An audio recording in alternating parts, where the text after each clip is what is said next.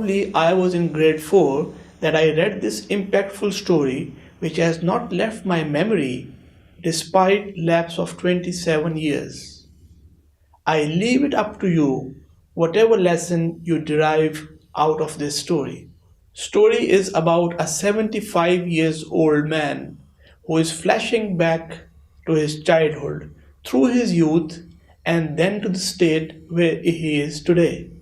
Immediately he goes back to his childhood where he had no worries, no stress, no apprehension, and no fear. He was so very light inside out. Mere couple of sweets were more than enough to make him so very happy and cherished. Everyone around him loved him. He used to play day in, day out. His blue tricycle, which he used to drive as much as he could, which later turned into bicycle. Soon he was turning into a young boy, getting ready for school every morning, playing with his friends during school, and also on return to home. He was more keen in extracurricular activities and sports than studies.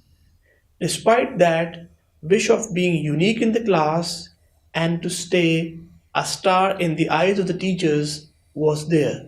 Just a little while later, he was now having mustaches on his face. This was the exuberance of youth, which made him lot carefree and a bit volatile.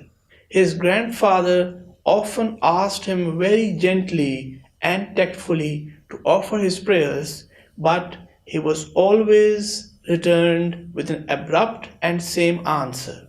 Let me grow as old as you are, grandfather, and then I will offer these prayers.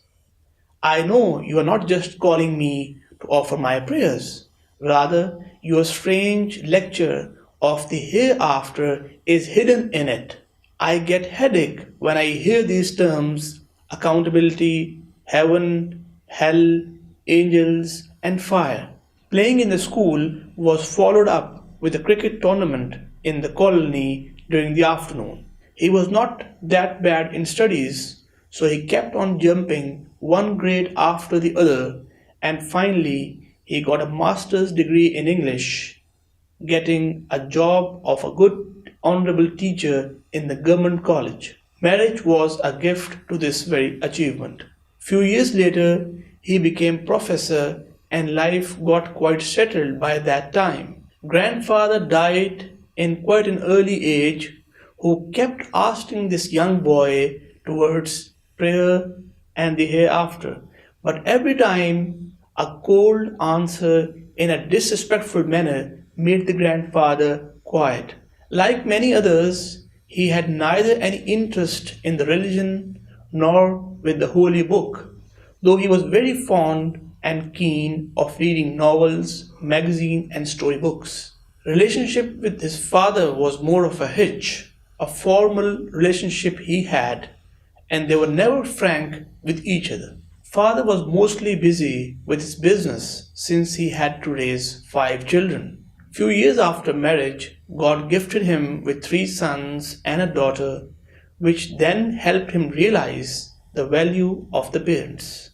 All 4 children are well settled in their own houses, and even they now have children, making him a grandfather. After flashing back to his past, which spans around 75 years, now this old man starts talking to himself.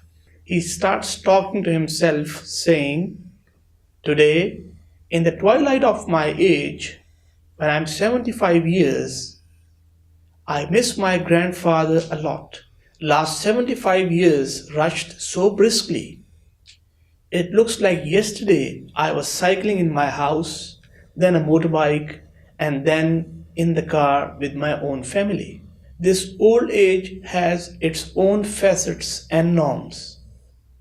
My medicine intake is more than my food.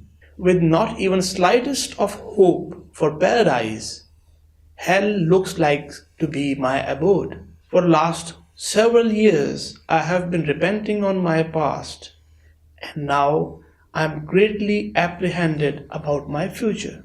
Is there someone who can help me get out of this trauma which I face day in, day out?